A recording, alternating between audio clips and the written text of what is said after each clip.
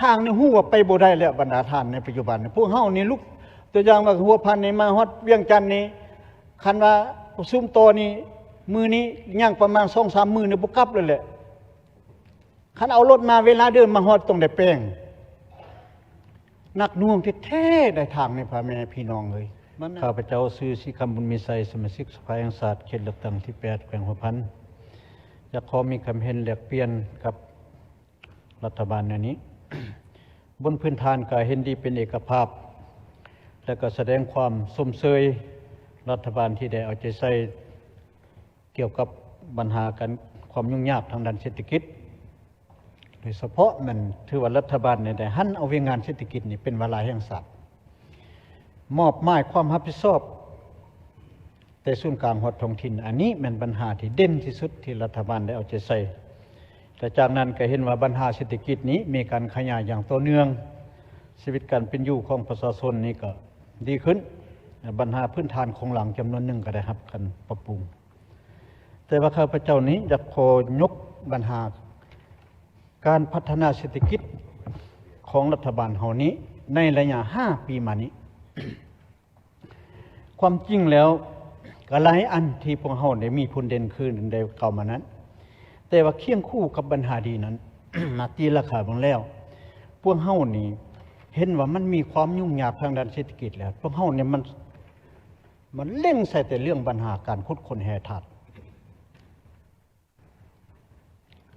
จากสภาพเป็นนั้นมันเป็นปัญหาที่กระทบทั้งที่เฮาสิแก้ให้ประชาชนพ้นความทุกข์ยากตัวจริงแล้วมันมาเฮ็ดให้เขาทุกข์ตื่มอีกปัจจุบันบรรดาทานหลายเขตใดบรรดาทานขออภัยโทษบอกความจริง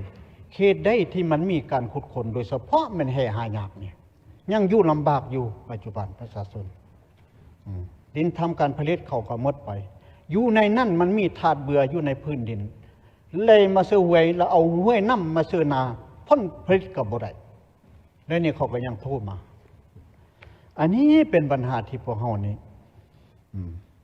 ความจริงแล้วมันถือว่าเบื้องรัฐบาลแต่เฮานี่ได้เป็นคนใหญ่แต่ว่าเบื้องประชาชนแท้นี่อยู่ในสัญญาได้กำหนดว่าโครงการตั้งอยู่ไสต้องได้พัฒนาให้ประชาชนทันดีที่สุดแต่ตัวจริงมันบ่ไปแนวนั้นพวกท่านบ่ไปตามแผนที่เฮาบอก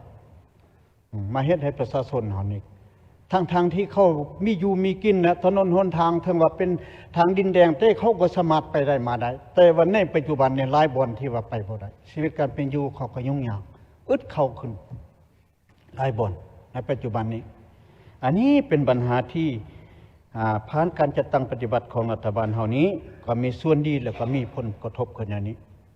ฉะนั้นทัศนะของข้าพเจ้านี้ในทิศต่อไปนี้ยังให้รัฐบาลนี้ควรหยุดบ่โครงการที่มันมีอันกระทบต่อประชาชนทางที่เดี๋ยวนี้นี่มันจากธรรมศาสตร์หน้าวันและธรรมศาสตร์นี่มันเฮาก็บ่คาดคะเนใดว่ามันสิทำลายแต่ว่าในปัจจุบันนี้ทุก5พ้นมันทำลายให้ประชาชนนี่ดับทางดินบ่ทรัพย์สินอย่างเสียหายแล้วเฮานี่นะไปเฮ็ดตื้มอีกปัญหาผลกระทบต่อประชาชนสั่นนี้ข้าพเจ้าจะเห็นควรว่าเฮาควรหันใหม่บ่ปัญหาโครงการเฮานี่เรื่องปัญหาทรัพย์สินของเฮาเนี่ยมันอยากว่าหมดแล้วมันเป็นผู้ปกโลนหลายแล้วเดี๋ยวนี้นะบรรดาท่านจังซั่นเฮาควรหันไปอันที่1มันซุ่มใส่เอาพนักงานเฮานี่ลงไปอยู่คันท้องถิ่นนำพาประชาชนนี่ผลิตกสิกรรมนี่ให้มันเป็นสินค้าเพราะประชาชนเขายินดีที่จะให้ร่วมไม้ร่วมมือกับภาครัฐเฮาดินเขามีแล้วแต่ว่าเขาบ่มีเทคนิคบ่มีวิธีแต่ว่าเฮานี่ควรซุ่มใส่ตัวนี้บ่อันนั้นนึงข้าพเจ้าบอกปัญหาที่2มันอยากซุ่มใส่เกี่ยวกับแหล่งท่องเที่ยวนี่แหล่งท่องเที่ยวเนี่ยเดี๋ยวนี้เนี่ยมันบรรดาท่านที่ได้สัมปทานนั้นมันเขาก็มีเงินที่จะปรับปรุงแต่เขาก็ปรับปรุงได้ย้อนว่าทางนี้ไปบ่ได้อันนี้ก็คือบรรดาท่านบอกทางนี่ฮู้ว่าไปบ่ได้แล้วบรรดาท่านในปัจจุบันพวกเฮานี่ลุกตัวอย่างว่าหัวพันนี่มาฮอดเวียงจันทน์นี่คันว่าซุ่มโตนี่มือนี้ย่างประมาณ 2-3 มื้อนี่บ่กลับเลยแหละคันเอารถมาเวลาเดินมาฮอดต้องได้แป้งนักน่วงแท้ๆได้ทางในพ่อแม่พี่น้องเลยมันนั่นก็คือเขาออกในเฟซแต่ยังมันข้างทางเลยมันนอนจำเป็น4 มื้อ 5 มื้อแม่นเสียนักแท้ๆ เนื่องมาจากเรื่องปัญหาการคุดคนเฮานี้จังสันเดียวนี้นี่อยู่ในบทรายงานของรัฐบาลก็ได้ว่าได้ติดตั้งสิ่งสั่งน้ำหนักแต่ว่าตัวจริงเลยตามการรายงานมาสั่งน้ำหนักสั่งแล้วปรับใหม่ส่วนน้ำหนักบ่ได้เอาลงแล้วเป็นไงคันเหนียวนี้คันเหนียวได้ก็อยากปรับใหม่เอาเงินเนี่ยก็ปรับใหม่แต่เบื้องต้นพุ่นบ่แต่ต้นทางพุ่นที่ดีกว่าบ่คันบ่อยากรักษาทางสมมุติว่าจังซี่พนักงานปฏิบัติของไทยเฮานี่นะจังสันเดียวนี้นี่มันเนื่องมาจากตัวนี้บรรดาฐานอันรถเหย้าเนี่ยบ่ฮู้ว่ากิโลใดปัจจุบันนี่อันเขาตั้งเนี่ยพอจะเน่งดูไดเห็นได้ทางเฮาบัดนี้ลัดเฮาแล้วมันซุ่มใส่แป้งมื้อนี้มื้ออื่นเพคือเก่าคงว่ารถเหย้านี่มันบ่ได้กำหนดเรื่องน้ำหนักแล้วแต่ว่ามันสิใส่เท่าใดใส่เลยรัฐบาลเฮานี่เอาเงินไปแปลงทางเนี่ยบ่ลื่นคันเป็นอย่างนี้อันนี้มันคิดว่าทัศนะของข้าพเจ้านี่ว่าเฮาควรปรับปรุงบ่คันถ้าว่าพวกเฮาสิเฮ็ดให้แนวใดก็อย่าปฏิบัติคำขวัญที่ว่าสีเขียวหรือยืนยงเฮาวางเลยได้สีเขียวหรือยืนยงแต่ว่าตัวจริงมันบ่ได้สีเขียวได้เดี๋ยวนี้คันโครงการไปอยู่ในแทนมันโปกโลดรู้แหละนี่สิยืนยงนี่ได้บัดนี้โครงการนี่หมดเขาคุดคนหมดนี่เขาก็พายรู้แหละมันสิไปยืนยงเศรษฐกิจเฮาหมดแหละเฮาก็ได้แต่เท่านั้นเงินเฮาเอามาแปลงมาปรับปรุงให้เฮานี่ก็บ่ได้อันนี้มันทัศนะของข้าพเจ้านี้ยังมีคำเห็นอันนั้นแต่อันหลักๆที่ข้าพเจ้าอยากเสนอนี้ทั้งหมดเลยนี่พวกเฮาเคยบอกแล้วปัญหาที่มันปรากฏการย่อท้อในปัจจุบันนี้มันเนื่องมาจากว่าเฮายังบ่ทันปฏิบัติกฎหมายอย่างเข้มงวดกฎหมายเฮาหลายเฮามีแต่ปรับปรุงกฎหมายแต่พวกคนเฮาเนี่ยเฮายังบ่ทันได้ปรับปรุงหลายปานใดยังลักษณะจุๆญานๆอยู่แต่ว่าเฮาละติว่ากฎหมายยังมีช่องว่างปรับปรุงใจกฎหมายแต่ว่าคนเฮานี่เนี่ยเฮาเราบ่ทันได้เอาใจใส่บางเทื่อก็กวดกาไปเจอที่ที่นั่นก็มิดอยู่ไปเจอที่นี่ก็มิดอยู่ขั้นแนวนี้มันเป็นก็ขั้นรัฐบาลจะเฮามอบหมายเวียงงานให้พนักงานที่เป็นเสนาธิการให้รัฐบาลไปเฮ็ดในตัวจริงเลยมันเขาระบบเฮ็ดตามที่พวกเฮาได้มอบหมายมันมีการละเมิดจากกฎหมายอันนี้ทัศนะของเขาไปเจ้าเห็นในก็เฮ็ดถ้าว่าพวกเฮาเนี่ยหากบ่เอาใจใส่ปัญหากฎหมายในเขานี่ก็จะมีความยุ่งยากอยู่จากสภาพเป็นอันนั้นเดี๋ยวนี้นี่ปัญหาคงเขตวัฒนธรรมนี่ก็หลายตัวอย่างว่าคงเขตศึกษานี่เดี๋ยวนี้เนี่ยพวกเฮาว่ารัฐบาลก็พยายามแก้เอาครูอาสาสมัครเป็นพลากรแต่เดี๋ยวนี้นี่ความต้องการก็ยัง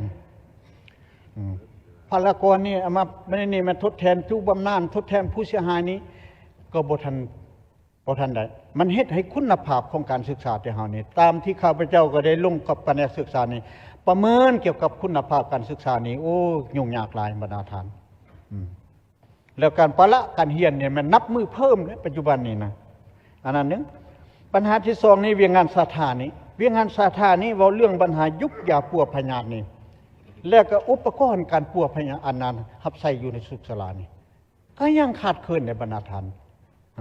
ยังขาดเคินก็ถือว่า5ปีมานี่แต่เฮาเคยมีความเห็นมาฮอดจุดนี้นี่พวกเฮาก็ยังบ่ทันสามารถแก้ได้โดยพื้นฐานปัญหาตัวนี้จากนั้นเกี่ยวกับการปฏิบัตินโยบายต่อผู้มีผลงานนี้ที่มันกองประชุมสมัยที่7บ่เท่าใดนะรัฐบาลก็ได้ว่าปี